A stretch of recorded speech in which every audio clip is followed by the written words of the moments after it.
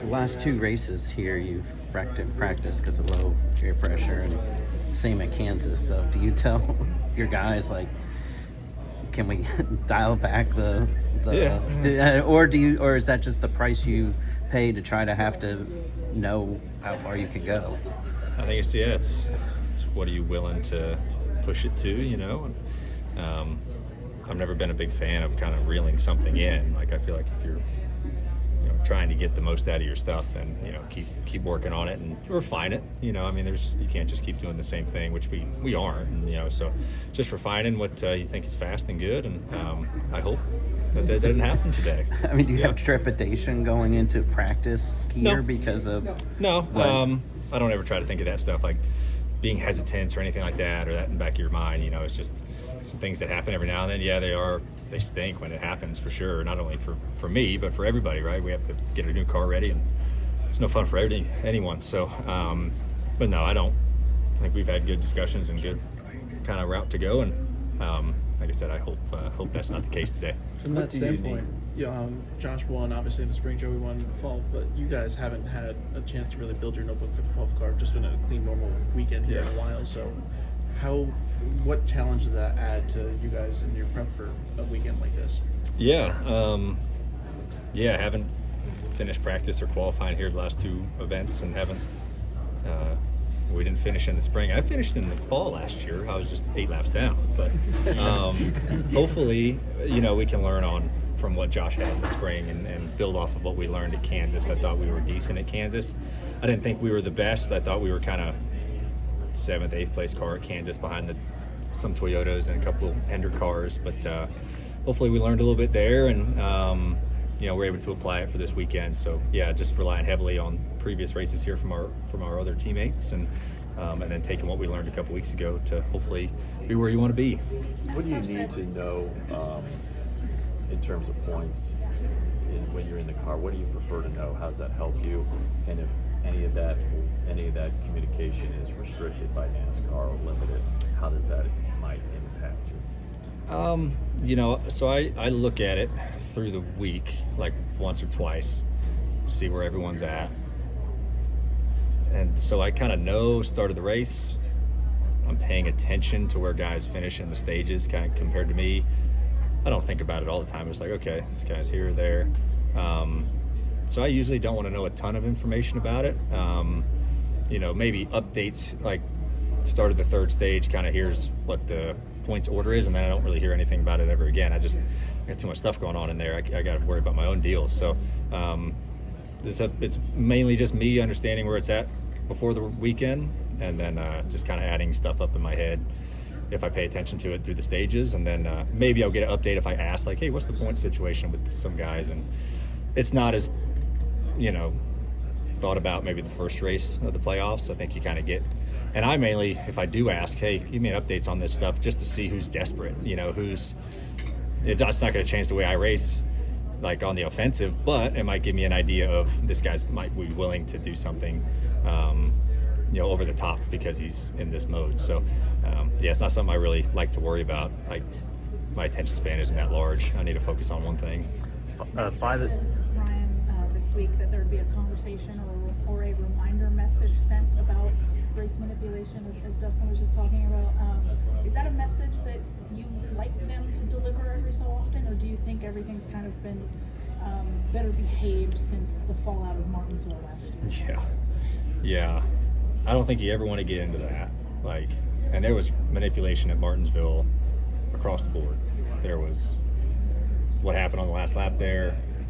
There was 25 laps leading up to it with another team that was doing it that didn't get talked about because of the 20 situation. And no one likes seeing that stuff. It's not pure motorsports to me.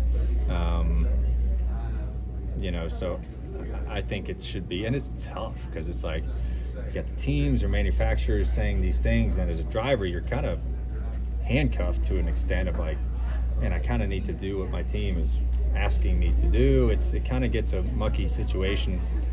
I'd like to see just everyone racing and stuff like that, and worry about yourself, and you're not responsible for this guy. Just go do that's best for you. So yeah, I don't think it would hurt to have a little conversation with NASCAR, and maybe there's penalties that are involved if a certain situation is about.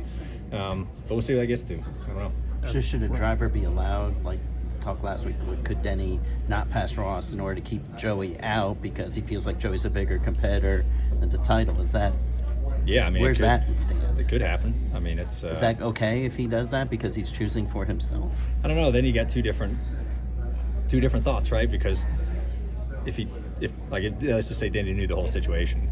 I know he didn't. But he's making a conscious decision to not pass the one to keep another competitor out.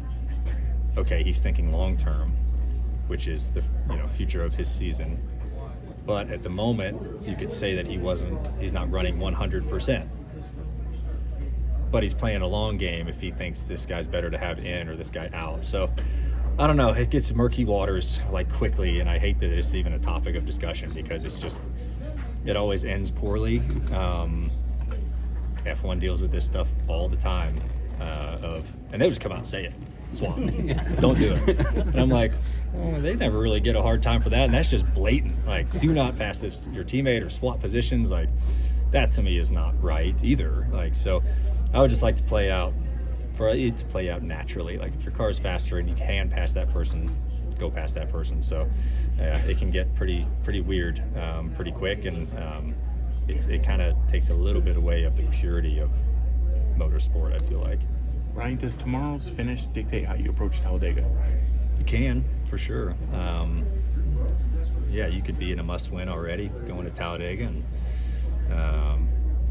that could definitely happen. So this is an important race, not only to win, but to just have a good day and see where you're at. But you could be in a pretty good spot, plus 30 on the cut line. You go to Talladega and you wreck early and you get 1 point, and your competitors go have big days, and now you're, what do you got at Martinsville? So yeah, I mean, every race is important. You have to perform everywhere, but I think definitely with the Talladega looming and never know what's going to happen, yeah, it's definitely big. But like I said earlier, my attention span is not wide enough to think that far out. Like, I have to focus 100% on this, and if this weekend goes good or bad, all right, I'm gonna focus on what spot we're in and what's next. So but yeah, it's a big weekend.